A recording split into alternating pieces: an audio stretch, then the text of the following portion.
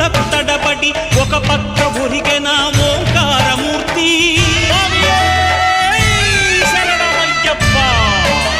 స్వాములందరూ తనకు సాయము కాగా ధీమంతుడై లేచె ఆ కన్య స్వామి. పట్టబంధము వీడి భక్తతతికై పరుగు పరుగున వచ్చె భూమిపైకి నరుడై.